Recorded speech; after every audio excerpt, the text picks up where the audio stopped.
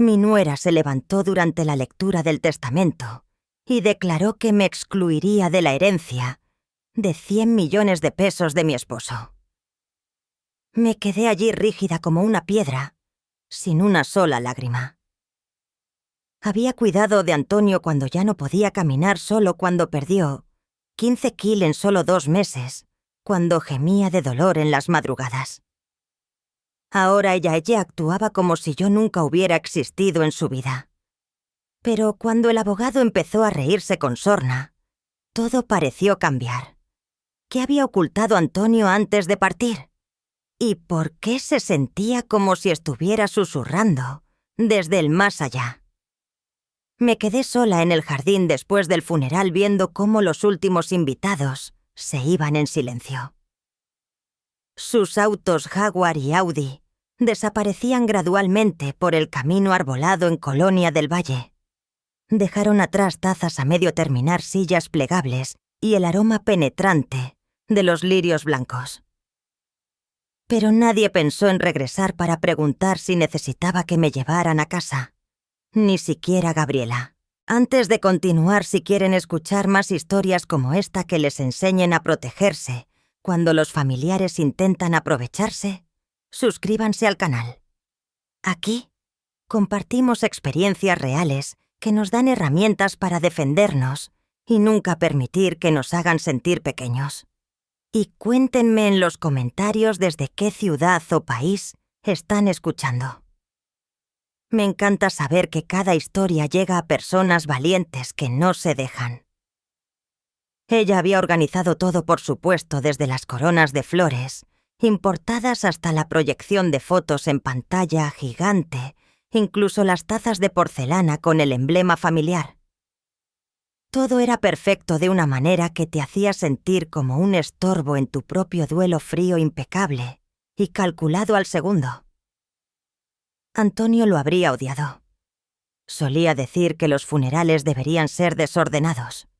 La gente debería llorar fuerte, contar chistes malos, olvidar sus paraguas. Debería sentirse auténtico, Sofía. La muerte ya es lo suficientemente falsa. Pero esta ceremonia no era así. Parecía un espectáculo ensayado, donde yo me sentaba a ver el acto final de una obra a la que no me habían invitado, y mi rol había sido eliminado silenciosamente del guión. Cuando entré de nuevo en la casa, nuestra casa, Gabriela ya estaba recogiendo las carpetas de la mesa del comedor, la misma mesa donde Antonio y yo habíamos celebrado 40 Navidades, donde habíamos recibido a dueños de empresas y funcionarios, donde él me había pedido matrimonio con el anillo de su abuela. Carraspeé para hablar, pero ella no levantó la vista. Solo siguió apilando papeles como una máquina precisa, sus uñas perfectamente arregladas, golpeando ligeramente contra las cubiertas de cuero. Luego dijo sin voltear, con esa voz pulida durante años como directora: continuaremos con el procedimiento legal la próxima semana. Ya lo arreglé con la oficina López y Asociados. Son los mejores en herencias grandes, sin mencionarme, sin preguntar qué quería yo, sin reconocer que había pasado los últimos 5 meses durmiendo en una silla de hospital, junto a la cama de Antonio, mientras ella estaba ocupada, volando a conferencias en Cancún y Los Ángeles firmando contratos, mientras su suegro se marchitaba. Quería creer que era estrés o dolor, o quizás simplemente no sabía cómo hablarme ahora que Antonio ya no estaba para mediar entre nosotras. Habíamos tenido una relación cortés durante años, no íntima pero respetuosa, o al menos eso pensaba. Pero entonces me entregó una cajita de terciopelo azul marino con el nombre de Antonio, grabado en oro. Sus dedos apenas rozaron los míos al pasármela, como si temiera contagiarse de mi viudez. Me pidió que te diera esto, dijo con una sonrisa que no llegaba a sus ojos. Habló de ti en el hospital. Dentro había un alfiler de corbata, solo una pieza plateada con las iniciales AR, grabadas sin notas, sin explicación. Antonio tenía cajones llenos de cuadernos encuadernados en cuero español y cartas escritas a mano con pluma estilográfica. Solíamos escribirnos notas incluso cuando estábamos en la misma casa. Pequeños mensajes de amor que dejábamos en los libros del otro en el espejo del baño pegados en la cafetera. Buenos días, mi reina. El café está listo, y tú eres la razón por la que me despierto sonriendo. Antonio querido, las flores del jardín están floreciendo como mi amor por ti cada día. Pero al final, después de 40 años de matrimonio, después de construir juntos un imperio de restaurantes, después de superar la pérdida de nuestros padres y la traición de socios, todo lo que recibí fue un alfiler de corbata. Ni siquiera uno que usara frecuentemente. Gabriela sonrió cortésmente y se alejó con ese andar seguro forjado en pasillos corporativos, como si eso fuera el fin, como si hubiera cerrado el libro para ambas y no quedara nada más por leer. Esa noche me senté en la cocina con una taza de café que se enfriaba lentamente en mis manos.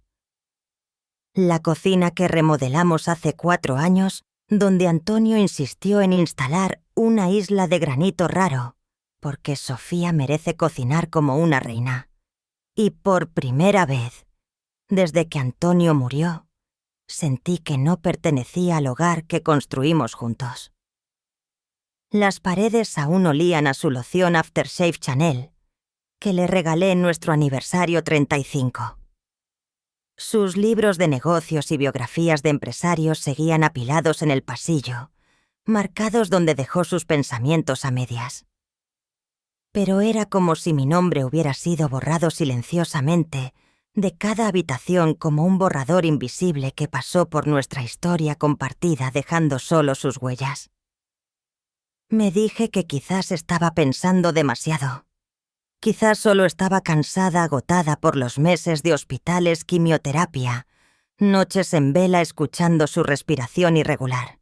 Quizás el dolor me hacía paranoica, pero algo en mí había cambiado esa tarde. Había un frío en el aire que no podía identificar, un silencio que no era solo ausencia, sino algo intencional. Y no era solo del dolor por Antonio. Se sentía como si me hubieran excluido silenciosamente de la historia, como si todos hubieran recibido un nuevo guión, excepto yo. ¿Alguna vez has mirado alrededor de tu propia casa y te has sentido como una extraña, como una invitada que se ha quedado más de lo debido? Eso es lo que sentí esa noche sentada en la silla donde había desayunado durante décadas, y eso era solo el comienzo. La invitación llegó 3 días después, en forma de un email frío y formal, enviado por la secretaria de Gabriela, no por ella directamente. El asunto era Administración de Patrimonio, reunión urgente programada. Miré fijamente la pantalla de mi tableta por un rato, sin saber si sentirme ofendida o solo entumecida. El tono era como el de citar a un proveedor con facturas pendientes. La reunión estaba fijada para el miércoles a las 9 de la mañana en las oficinas de López y Asociados en Chapultepec. Se requiere puntualidad. Sin mensaje personal, sin esperanza de que estés bien, sin reconocer que acababa de perder al amor de mi vida. Solo hora y lugar como una cita con el dentista. Esa mañana me desperté a las 6 como había hecho durante 40 años de matrimonio. El lado derecho de la cama seguía intacto. Las almohadas, exactamente como Antonio, las dejó la última vez que durmió en casa. Antes de que la enfermedad cardíaca se llevara sus últimas fuerzas, me vestí con cuidado. Un traje negro de El Palacio de Hierro que Antonio me regaló en nuestro aniversario 35. Te ves como la presidenta de nuestro matrimonio, me dijo besando mi mejilla. Llegué 5 minutos tarde. El tráfico en Avenida Reforma estaba caótico y me detuve 2 veces en el camino, insegura de si debería ir, si debería llevar un abogado propio, si debería haber preparado algo. El elevador se abrió a un área de recepción que exudaba riqueza discreta. Pisos de mármol, arte moderno en las paredes, olor a eucalipto, mezclado con tinta de impresora y algo que olía a poder y exclusividad. Una secretaria joven no mayor de 25 años me miró como si no esperara a alguien como yo. Quizás esperaba a alguien más joven, más moderna, más a la altura de los clientes habituales. Me alisé el abrigo y la seguí por un pasillo diseñado para intimidar. La sala de juntas era impresionante. Mesa de madera africana que podría alimentar a una familia por meses, sillas de cuero italiano, ventanas del piso al techo, con vista a la ciudad. La puerta se cerró detrás de mí con un clic suave pero definitivo. Había 7 personas alrededor de la mesa larga, todas en trajes oscuros que costaban más que el salario mensual de muchas familias mexicanas. Reconocí ante algunos el contador principal de Antonio, el administrador de propiedades, un par de ejecutivos del banco que manejaban nuestras cuentas principales. Gabriela se sentó en la cabecera, donde Antonio solía sentarse en este tipo de reuniones. Su cabello recogido en un moño apretado sin un cabello fuera de lugar, sus ojos fijos en un pila de carpetas gruesas frente a ella. No se levantó cuando entré. No dijo hola. No ofreció un abrazo o palabras de consuelo como se esperaría de una familia política. Solo asintió ligeramente un movimiento casi imperceptible que decía: «Siéntate allí». Tomé el asiento del extremo. Era la única silla vacía colocada estratégicamente, lejos de las carpetas, lejos de las tazas de café, humeante en porcelana, lejos del centro de poder de la mesa. Nadie me pasó un paquete de documentos, nadie ofreció una bienvenida o condolencias. Me senté con las manos cruzadas en el regazo observando. Era la única persona en esa mesa sin plumas, sin papeles frente a ella, como espectadora de su propia vida. Gabriela carraspeó con la precisión de alguien acostumbrada a dirigir salas de juntas como albacea legal del patrimonio de Antonio Ramírez. Comenzó y su voz cortó el silencio como un bisturí.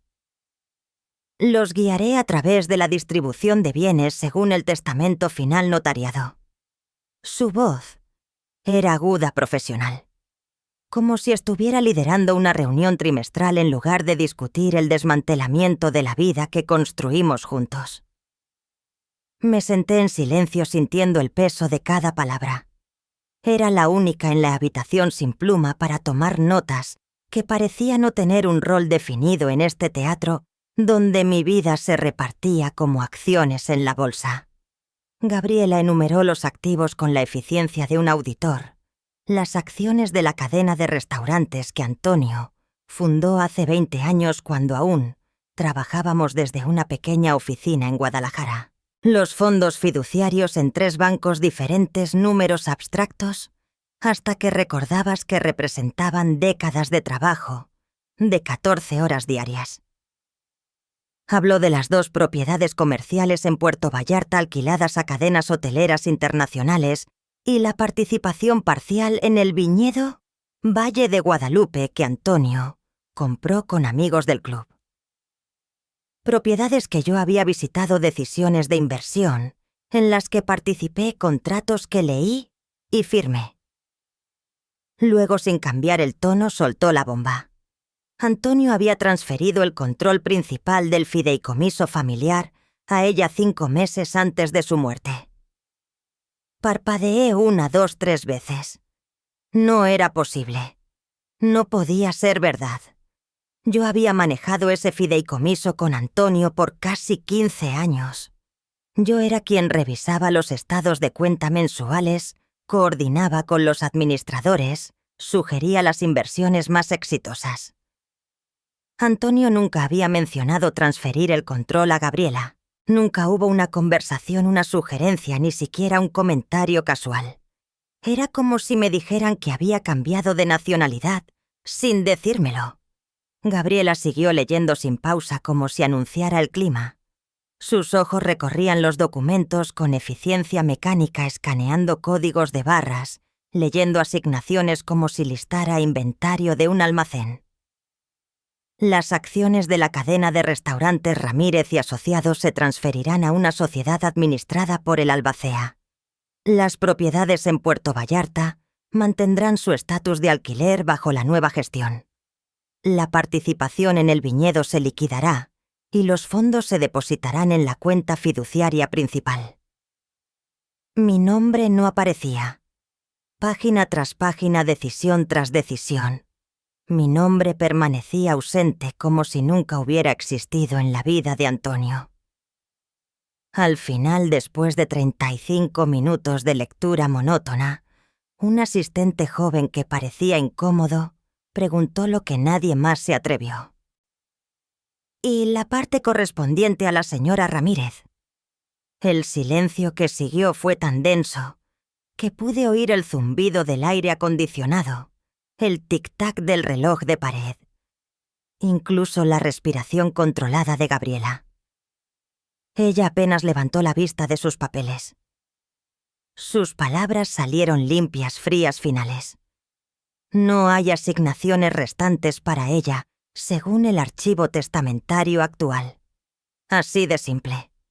Sin contacto visual, sin explicación, sin reconocer que hablaba de la mujer que había dormido junto a Antonio por 40 años. Solo la versión legal de ser borrada de la historia. Sentí un calor extraño subiendo por mi espina dorsal, como si mi cuerpo reaccionara a una amenaza que mi mente aún procesaba, pero mis manos permanecieron quietas en mi regazo. No dije una palabra, no grité, no exigí explicaciones. La habitación quedó en silencio por un segundo demasiado largo. Los demás intercambiaron miradas incómodas, pero nadie cuestionó la declaración de Gabriela. Nadie preguntó cómo era posible que la esposa de 40 años no tuviera participación en la herencia que construyeron juntos. La reunión continuó como si nada, como si acabaran de anunciar un cambio en el tipo de café de la oficina, no que habían eliminado a una viuda de la herencia de su esposo. Cuando terminó, esperé pacientemente a que todos se fueran. Los vi recoger sus portafolios de cuero italiano, ajustar sus corbatas de seda, murmurar despedidas profesionales. Gabriela empacó su maletín lentamente, casi como si esperara que dijera algo que montara una escena que le diera una razón para llamar a seguridad, pero no lo hice. Me levanté con la dignidad que Antonio siempre admiró en mí. Me ajusté el pañuelo que él me regaló en Madrid y salí de esa sala sin mirar atrás. Abajo el aire de octubre me golpeó las mejillas. No lloré. Ni siquiera me sentí triste, aún solo vacía, como si hubiera visto una versión de mi vida, doblada cuidadosamente, en documentos legales y archivada bajo el nombre de otra persona. Gabriela no solo había reclamado el poder en esa habitación, había reclamado la narrativa, la casa, la historia, los 40 años de matrimonio. Había hablado sobre mi silencio, y nadie, absolutamente nadie, cuestionó su autoridad. Mientras caminaba hacia el estacionamiento, con el ruido del tráfico de Chapultepec zumbando a mi alrededor, una frase se repetía en mi mente, como un mantra cruel. No hay asignaciones restantes para ella. Ya no era la viuda de Antonio Ramírez, ya no era cofundadora de nuestro imperio familiar. Ni siquiera una línea en los documentos. Según la ley, según estos papeles, no era nada. Llegué a casa y me senté en la oscuridad durante horas esa tarde. No quería encender las luces. La penumbra parecía apropiada, como si mi nueva realidad necesitara sombras para ser procesada. El silencio dentro de la casa era más fuerte que cualquier conversación que pudiera soportar. Cada objeto me recordaba lo perdido. El sofá donde Antonio leía el periódico cada domingo. La máquina de café que programaba para que estuviera lista cuando yo despertaba, las fotos familiares, donde ahora solo veía ausencias. Aún no había desempacado las últimas cosas de Antonio del hospital. Su bastón plateado descansaba junto a la puerta trasera donde lo dejó la última vez que regresamos de su sesión de terapia cardíaca. «Ya no lo necesito en casa», dijo con esa sonrisa débil que me partía el corazón. «En casa tengo a Sofía para apoyarme». No lo había movido desde entonces. No podía. Como si mover ese bastón fuera admitir que nunca regresaría a necesitarlo. Más tarde esa noche, cuando la casa estaba sumida en un silencio pesado, abrí el cajón del escritorio en el estudio de Antonio. No fue una decisión deliberada. Mis manos actuaron antes de que mi mente consciente las alcanzara. El cajón chirrió con ese sonido familiar que había oído miles de veces durante nuestro matrimonio. Antonio solía decir que necesitaba aceite, que algún día lo arreglaría. Yo siempre respondía que me gustaba así, que ese sonido me tranquilizaba. «Significa que estás en casa trabajando en algo importante», le decía. Ahora ese mismo sonido me hacía sentir como si estuviera violando un espacio sagrado. Dentro encontré los restos organizados de una vida dedicada al trabajo y la familia.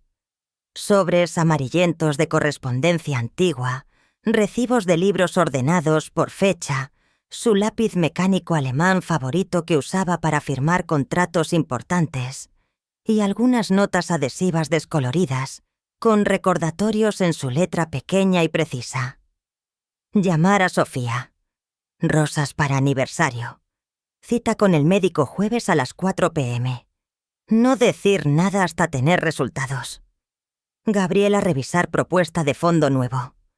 Esa última nota me hizo detenerme. La leí 3 veces antes de que mi cerebro procesara completamente las palabras. En el fondo del cajón, debajo de un libro de cuentas encuadernado en cuero rojo, que Antonio usaba para sus notas personales, encontré un sobre de papel manila que no reconocía. Sin etiqueta, sin fecha. Solo estaba allí como si hubiera sido escondido intencionalmente. Lo abrí con manos que temblaban ligeramente y encontré 3 hojas de papel que cambiarían todo lo que creía saber sobre los últimos meses de vida de mi esposo. La hoja superior era un borrador escrito a mano. La letra de Antonio, inconfundible, aunque más temblorosa de lo habitual, llenaba la página con una caligrafía reflexiva que yo conocía bien. Sin saludo, sin firma, solo una nota corta en esa voz pensativa. Gabriela insiste en que actualice el testamento.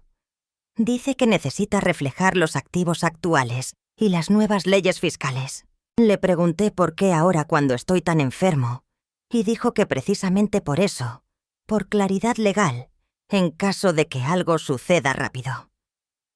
Dice que está siendo cuidadosa, pero me parece demasiado cuidadosa. Ha empezado a traer papeles ya preparados para que firme documentos que dice que elaboró para ahorrarme trabajo. No he firmado nada aún, pero la presión es constante. No le he dicho a Sofía. Sé que haría las preguntas que tengo miedo de hacer. Las preguntas sobre por qué mi nuera está tan ansiosa por reorganizar mi patrimonio, justo cuando soy más vulnerable. Miré el papel hasta que las letras se volvieron borrosas. Mis ojos repasaron cada palabra una y otra vez, buscando otro significado, una interpretación menos devastadora. Pero el mensaje era cristalino. Antonio había tenido dudas, había sentido que algo no estaba bien, y no me lo dijo porque no quería preocuparme o porque temía confirmar sus sospechas. La segunda página era una copia de un testamento que nunca había visto. No era la versión final que Gabriela presentó en la reunión, sino claramente un borrador anterior. Había anotaciones rojas por todo el documento, ediciones, correcciones, varias secciones circuladas. Mi nombre aparecía múltiples veces en la versión original. Una sección completa estaba dedicada a asegurar mi futuro financiero. En caso de mi fallecimiento, dejo mis bienes personales, incluyendo la residencia principal, el 50% de las acciones de la cadena de restaurantes y las cuentas designadas números. 5 Core 321 y 5 Con 822, a mi esposa Sofía Ramírez para garantizar su estabilidad e independencia económica de por vida.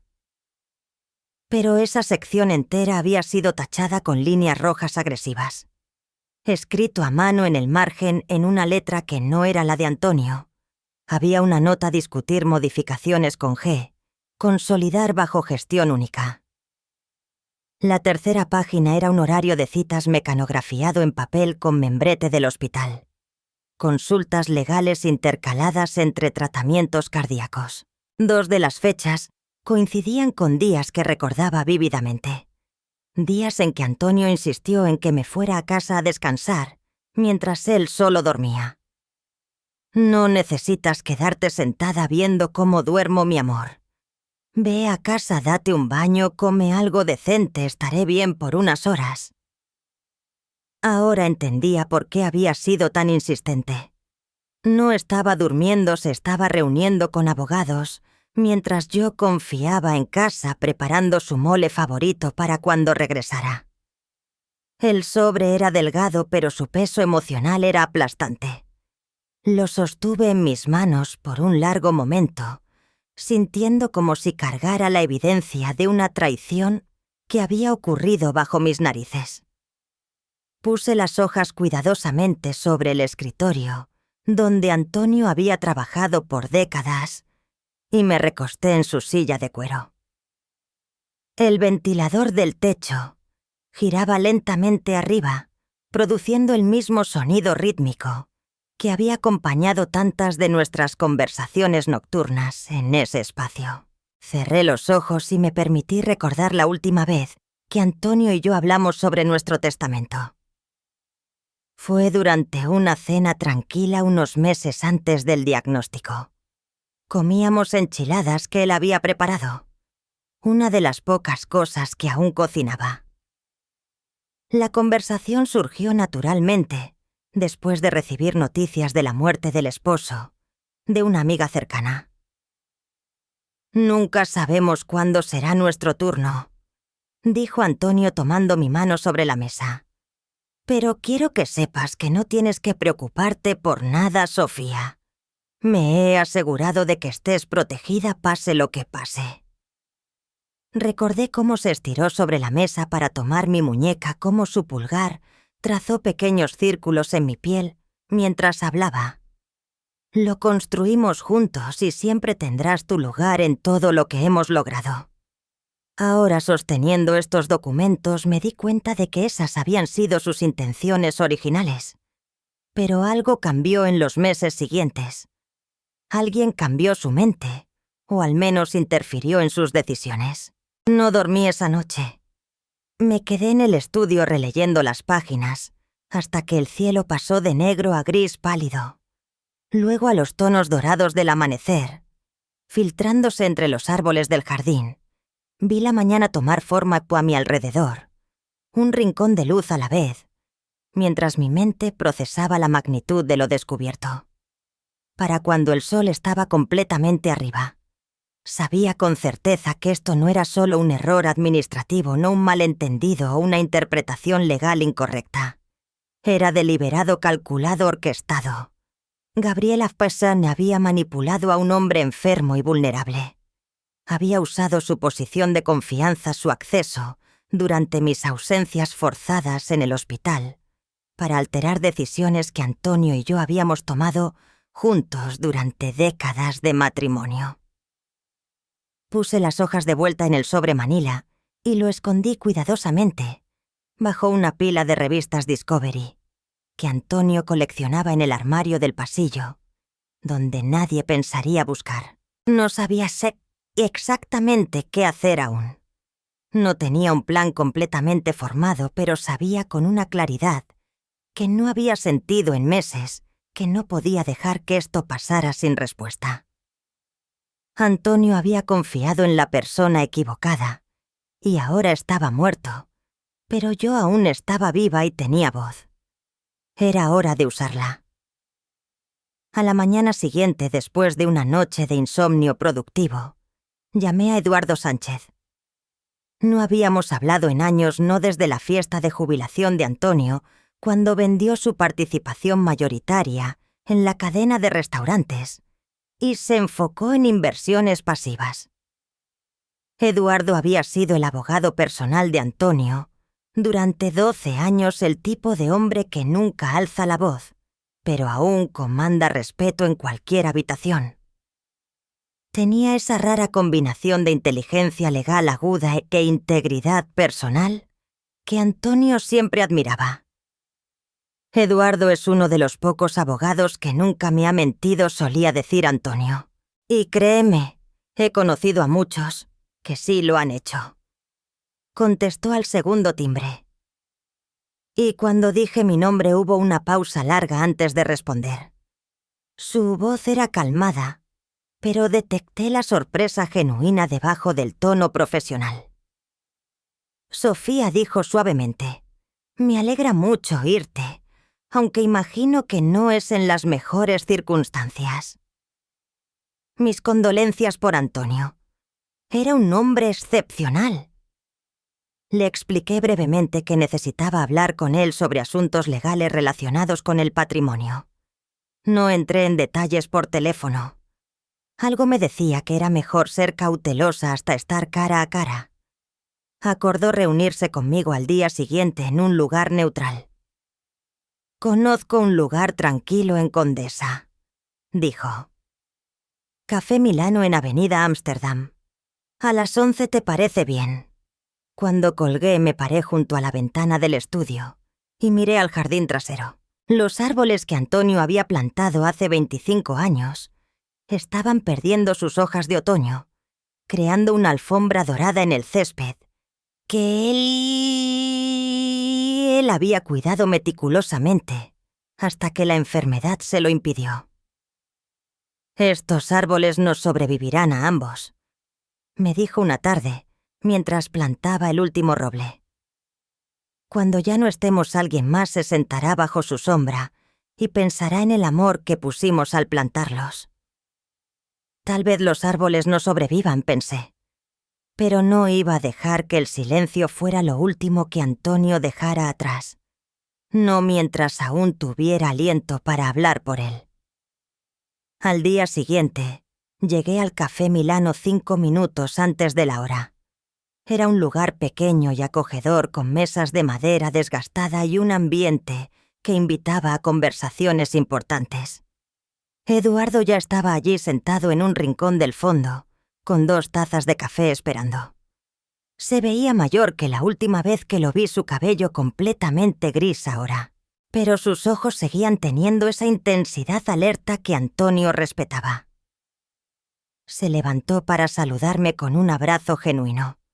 No el tipo de contacto obligado que recibí en el funeral, sino el abrazo de alguien que realmente apreciaba a Antonio y entendía lo que su pérdida significaba. «¿Te ves bien, Sofía?», dijo, aunque ambos sabemos que no es del todo cierto. No perdí tiempo en cortesías. Saqué el sobre manila de mi bolso y lo puse sobre la mesa entre nosotros. «Necesito que veas esto, Eduardo, y necesito tu opinión honesta sobre lo que significa». Abrió el sobre y comenzó a leer en silencio. Sus labios se apretaron en una línea cada vez más delgada mientras avanzaba por los documentos. Cuando llegó a la nota manuscrita de Antonio, su ceja derecha se levantó ligeramente, una expresión que recordaba de las pocas veces que vi a Eduardo, genuinamente sorprendido. No habló inmediatamente después de terminar, solo volteó las páginas de ida y vuelta, como si intentara armar un rompecabezas en su cabeza. Me senté quieta, mis manos alrededor de la taza de café que se enfriaba, observando su rostro, procesar la información. Verlo leer los documentos hacía todo más real de lo que había anticipado. Ya no eran solo sospechas en mi mente o papeles escondidos en un cajón, eran evidencia, y Eduardo los trataba como tal. Finalmente levantó la vista y me miró directamente a los ojos. Cuando habló no fue con el pánico o la indignación que podría haber esperado, sino con esa firmeza tranquila que me recordaba por qué Antonio confiaba tanto en él. «Esto es más que sospechoso», Sofía dijo con voz baja pero clara.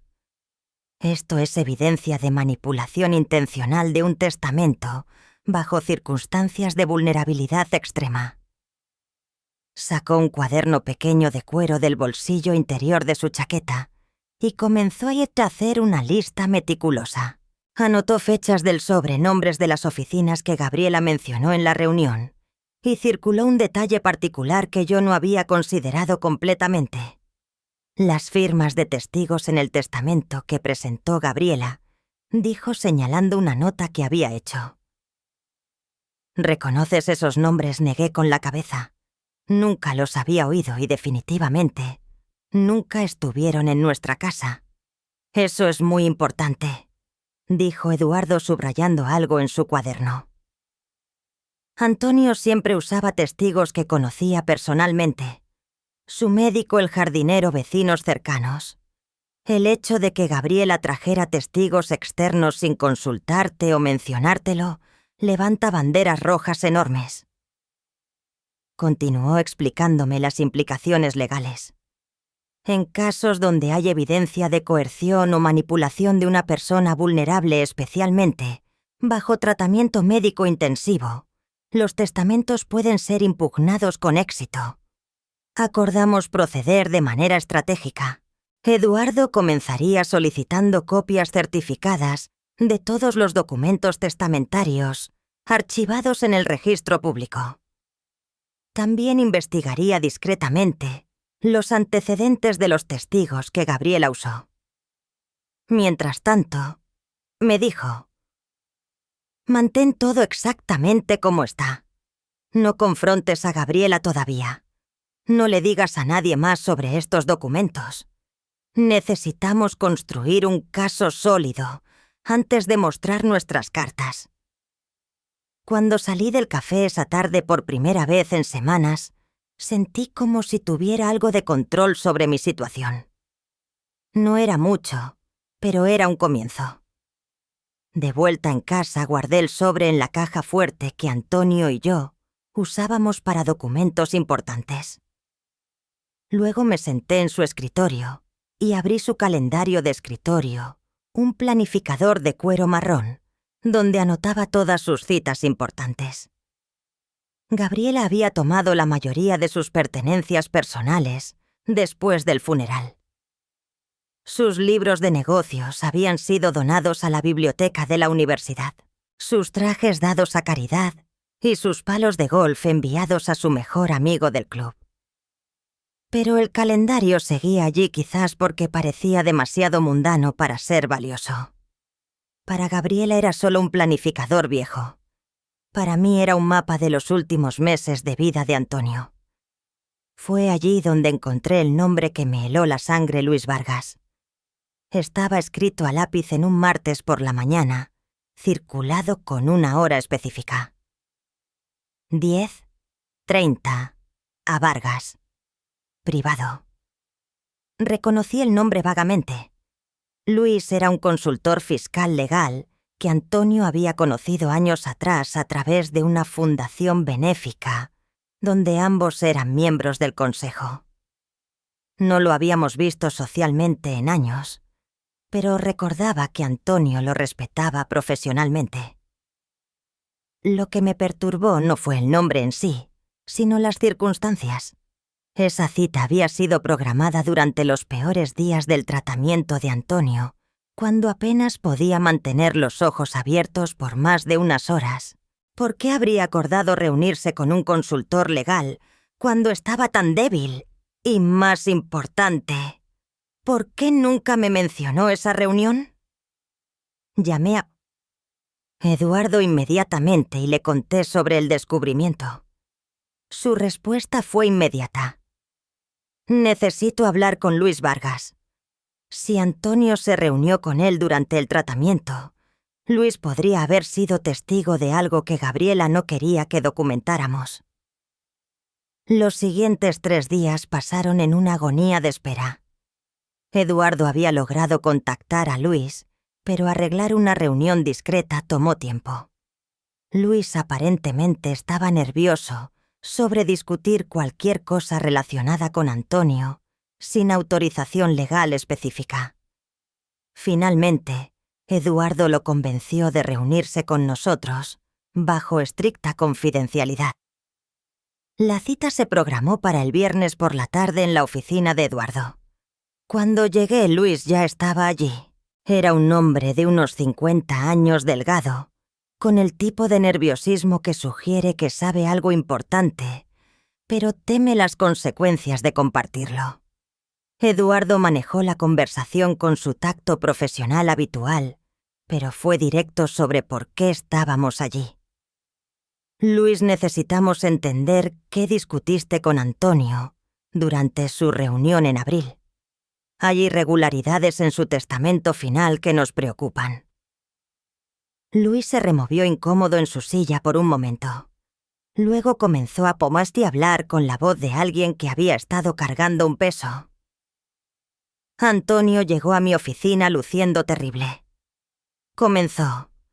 Había perdido mucho peso, tenía dificultad para concentrarse. Me dijo que necesitaba una segunda opinión sobre algunos cambios testamentarios que su nuera proponía. Mi corazón comenzó a latir más rápido. Me mostró borradores de documentos que ella había preparado, cambios significativos en la estructura del fideicomiso familiar. Transferencia de poderes, que habían estado distribuidos entre él y su esposa a una sola persona. Luis pausó mirándonos a ambos. Antonio me preguntó si esos documentos eran legalmente sólidos, pero más importante, si le parecían justos. Dijo que su esposa había sido su socia en todo durante décadas y que no entendía por qué necesitaba ser removida de las decisiones ahora. ¿Qué le aconsejaste?, preguntó Eduardo. Le dije que los documentos eran legalmente válidos, pero que me parecían agresivos. Le sugerí que esperara hasta sentirse mejor, que involucrara a su esposa en las discusiones, que quizás buscara una mediación familiar antes de hacer cambios tan drásticos. Luis se inclinó hacia adelante. Antonio me dijo que su nuera insistía en que los cambios eran urgentes por razones fiscales, pero cuando revisé los números, no vi ninguna urgencia real. Los beneficios fiscales que ella mencionaba eran marginales. ¿Qué pasó después?, pregunté, aunque ya temía la respuesta. Antonio me pidió que preparara un análisis independiente de las propuestas de Gabriela. Dijo que quería tener todos los hechos antes de tomar una decisión final. Programamos una segunda reunión para la semana siguiente. Luis pausó, su expresión volviéndose más sombría. Pero Antonio nunca regresó para esa segunda reunión. En cambio, recibí una llamada de Gabriela cancelando la cita. Me dijo que Antonio había decidido proceder con los planes originales y que ya no necesitaba mis servicios. El silencio en la oficina de Eduardo fue absoluto. Podía oír el tic-tac del reloj de pared, el murmullo distante del tráfico, mi propio corazón latiendo. ¿Conservaste alguna documentación de esas reuniones?, preguntó Eduardo. Luis asintió. Tengo las notas de nuestra conversación y copias de los documentos que Antonio me mostró. No son legalmente vinculantes, pero prueban que Antonio tenía serias reservas sobre los cambios que estaba siendo presionado a hacer. Eduardo y yo intercambiamos una mirada. Esta era la evidencia que necesitábamos, la prueba de que Antonio no había hecho estos cambios por voluntad propia, sino bajo presión y manipulación. Cuando Luis se fue esa tarde después de entregar copias de toda su documentación, me quedé en la oficina de Eduardo, sintiéndome como si hubiera encontrado las piezas faltantes de un rompecabezas cruel. «Tenemos suficiente para impugnar el testamento», me dijo Eduardo. Evidencia de coerción, documentación de las dudas de Antonio, testimonio de un profesional independiente, pero necesitas estar preparada para lo que viene. ¿Qué quieres decir? Gabriela no se rendirá sin pelear. Tiene mucho que perder, no solo el dinero, sino su reputación profesional. Contratará a los mejores abogados que el dinero pueda comprar y tratará de desacreditar todo lo que presentemos. Me levanté de mi silla y caminé hacia la ventana de su oficina. Afuera, la Ciudad de México continuaba su ritmo frenético, indiferente a los dramas personales que se desarrollaban en sus oficinas y hogares. Antonio confiaba en ella. Dije finalmente. La veía como la hija que nunca tuvimos, y ella usó esa confianza para manipularlo cuando estaba más vulnerable. Me volví hacia Eduardo. No se trata solo del dinero, aunque es importante. Se trata de honrar la memoria de Antonio, de asegurar que su verdadera voluntad sea respetada. Eduardo asintió. Entonces procedemos. Prepararé la documentación para impugnar el testamento. Será un proceso largo, pero creo que tenemos un caso muy fuerte. Esa noche, por primera vez en meses, dormí profundamente, no porque mis problemas estuvieran resueltos, sino porque finalmente tenía un plan, aliados y evidencia. Antonio no había querido dejarme desprotegida. Había sido manipulado, coaccionado, quizás incluso engañado, pero sus intenciones originales eran protegerme y honrar nuestro matrimonio. Ahora era mi turno de proteger esas intenciones y luchar por la justicia que él no pudo asegurar por sí mismo. La batalla legal que siguió fue intensa pero reveladora. Durante los meses siguientes, el caso se desarrolló exactamente como Eduardo había predicho. Gabriela contrató uno de los despachos más prestigiosos de la ciudad, gastando lo que debían ser cientos de miles de pesos en honorarios legales para defender su posición. Su estrategia fue predecible. Me pintaron como una viuda amargada que no podía aceptar las decisiones legítimas de su esposo. Alegaron que Antonio había hecho los cambios testamentarios por voluntad propia, basado en su experiencia empresarial y su deseo de proteger el patrimonio familiar de complicaciones emocionales. Pero teníamos algo que no esperaban: la verdad documentada meticulosamente. La evidencia que presentamos fue abrumadora. Emails internos de la oficina de Gabriela mostrando discusiones sobre acelerar la transferencia y minimizar la participación de la esposa. Testimonios de Luis Vargas y otros profesionales que interactuaron con Antonio en sus últimos meses, análisis de escritura, que demostraron inconsistencias en las firmas del testamento final. Pero lo más devastador fue cuando Eduardo obtuvo los registros médicos completos de Antonio. Demostraron que en las fechas en que supuestamente firmó los documentos más importantes, Antonio estaba bajo medicación fuerte para el dolor que afectaba significativamente su capacidad de juicio. El punto de quiebre llegó durante el testimonio de una enfermera del hospital que recordaba haber visto a Gabriela presionando a Sad Antonio para firmar papeles mientras estaba sedado. Le dije que quizás era mejor esperar hasta que estuviera más alerta, testificó la enfermera. Pero ella insistió en que era urgente. Cuando todos los testimonios fueron presentados, cuando toda la evidencia fue revisada, el juez no tuvo dificultad en llegar a su conclusión. «Es claro para este tribunal», dijo durante el fallo final, «que el testamento presentado por la señora Gabriela Ramírez no refleja la verdadera voluntad del señor Antonio Ramírez, sino que fue obtenido a través de manipulación y coerción de una persona en estado vulnerable. No solo anuló el testamento fraudulento, sino que ordenó la restauración del testamento original que Antonio y yo habíamos preparado juntos años antes. Además, Gabriela fue obligada a pagar todos los costos legales y enfrentó una investigación por fraude que eventualmente la llevó a perder su licencia para practicar derecho corporativo. Pero para mí, La victoria más importante no fue financiera, fue la vindicación de Antonio, la confirmación de que el hombre que había amado por 40 años nunca había querido abandonarme o traicionarme. Había sido víctima como yo de alguien que usó su amor y confianza en su contra. 6 meses después del fallo, me encontré parada en el mismo jardín donde había comenzado esta historia, donde me quedé sola después del funeral, sintiendo como si hubiera sido borrada de la vida de Antonio. Pero ahora ya no estaba sola. Tenía justicia, tenía la verdad y la certeza de que Antonio estaría orgulloso de la mujer que luchó por honrar su memoria. Los árboles que él plantó estaban brotando nuevas hojas, y yo también, no como víctima, sino como sobreviviente, que encontró su voz cuando más la necesitaba. Si alguna vez te sientes invisible en tu propia familia, si alguien intenta borrarte de la historia que ayudaste a quien a escribir, recuerda mi historia. La verdad siempre encuentra la manera de salir a la luz. Solo necesitas el coraje para buscarla y la fuerza para defenderla.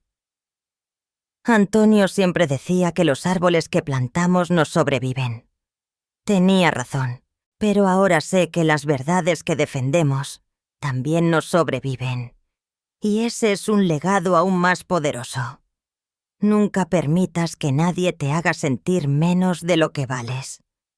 Tu lugar en la historia familiar no está en venta y tu voz merece ser escuchada.